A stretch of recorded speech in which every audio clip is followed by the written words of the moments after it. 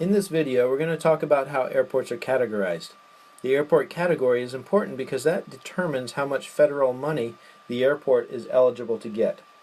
When you go through your PowerPoint presentation, I'd like for you to take a look at the FAA's NPIAS website at this link and become familiar with it. In particular, become familiar with the airport categories and how the FAA reports this.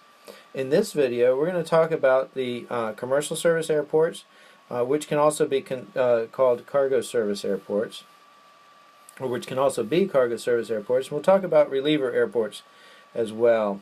In the next video, then, we're going to talk about the general aviation airports. There are, for the commercial service airports, there are minimum criteria for an airport to even be counted as per NPIAS. Of the over 4,000 publicly owned, public-use airports in the nation, this is not including private airports, so publicly owned, public-use airports, of all of them, there are 867 of those that do not meet the minimum criteria to be counted into NPIAS. We're going to talk about what those minimum criteria are in just a little bit, but know that of the over 4,000, 867 don't even qualify to be in NPIAS. Commercial service airports are broken down in two ways. The commercial service airports are broken down into primary and non-primary airports. Primary airports are further broken down by the number of passenger enplanements per year. We're going to get into what that means, but essentially primary airports are further broken down into four categories: large hub, medium hub, small hub, and non-hub. Now, please do not get the term hub confused here. Hub is a term used that we talked about earlier in the hub and spoke route structure that we discussed earlier.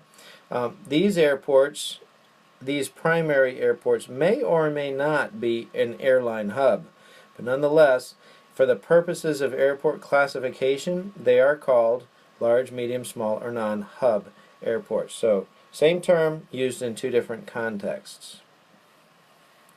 The NPIAS website is where this handy chart comes from. When you go to the website, you will see this chart, and it gives the overall qualifications for the various airport categories. We're going to dig into that a bit deeper now.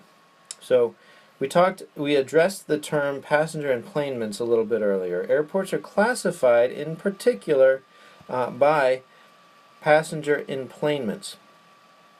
Passenger enplanements, essentially what that is the number of times a person gets on board a commercial airline at that airport.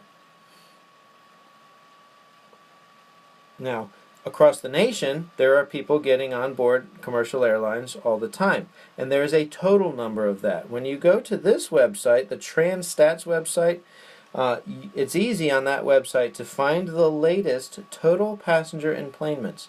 Now, the hub, large, medium, and small hub airports are actually categorized that way by the percentage of total passenger enplanements across the nation. So, in other words, let's talk in 2016. When you go to the Transstats website, you'll see the 2016 numbers in that total revenue enplanements that year were 826 million. So to be categorized as large hub, the airport needs to service at least 1% of those. That's 8.26 million enplanements yearly, or at least in the year 2016. So the airports that are categorized as large hub, they serve 1% of the total passenger enplanements nationwide. Now, of interesting note, there are only 30 large hub airports in the United States, and those 30 airports account for almost 70% of the U.S. passenger enplanement. So a large percentage of the U.S. population that travels by air goes through 30 airports. Of the 4,000 commercial airports, 30 of them service 70% of the traffic. That's quite a feat. Both O&D passengers and transfer passengers qualify in this count. So this is something to know. As long as the passenger, for passenger enplanements now, to qualify as a passenger enplanement, as long as the passenger is boarding a flight, whether at their O&D, that is origin and destination, or at their transfer point, which is connecting from one flight to another. Doesn't matter if they're in their origin or at their transfer point. As long as they're getting on an airplane, they count they count towards the percentage for the large hub airports. And we're all familiar with large hub airports. They're the ones like Atlanta Hartsfield, Chicago O'Hare, and Houston Intercontinental. So this is a picture of Atlanta Hartsfield. They're the big ones. We're all familiar with those. Medium hub airports account for 0.25%, so quarter percentage to 1% of the total enplanements per year. Medium hub airports are those like San Jose, California, Dallas Love Field, Houston Hobby, and Kansas City International.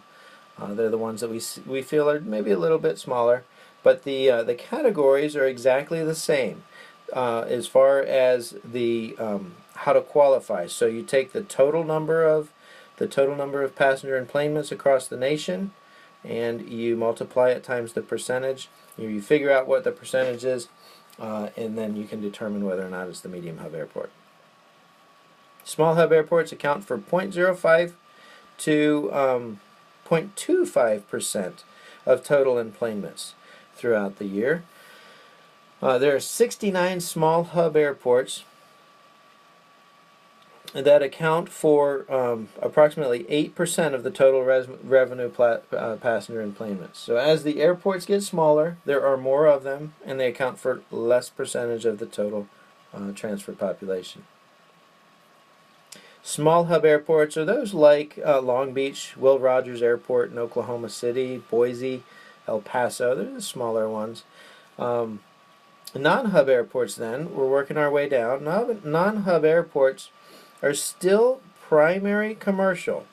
Okay, consider that or know that for sure. Non-hub airports are still considered primary commercial public use airports.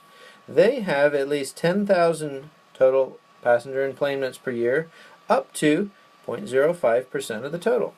There are 265 non-hub airports that account for only 3% of the total revenue passenger enplanements per year. So again, smaller that we get in the airports, there are more of them, and they account for less of the total revenue passenger enplanements per year. Of interesting note, East Texas Regional, which many of you are familiar with, is categorized by NPIS as a non-hub primary airport. So, after primary airports, we get into what NPIS calls non-primary commercial airports. These are small commercial airports that have at least 2,500 enplanements per year, up to a maximum of 10,000.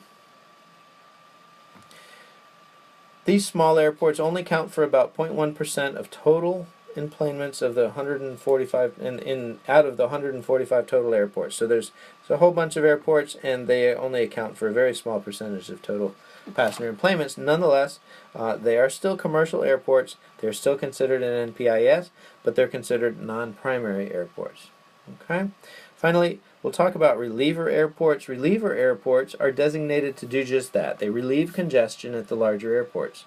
And we're familiar with several reliever airports. Many airlines' business models lately, like JetBlue and Southwest, they prefer to operate into these reliever airports, such as Dallas Love Field, which is also, remember, a medium hub airport, and Chicago Midway instead of Chicago O'Hare. So the reliever airports actually relieve some of the congestion at those principal larger hub airports. In the next video, we will break down the categories and talk of the overall importance of airports, and we're going to talk specifically the importance of and the classifications of general aviation airports.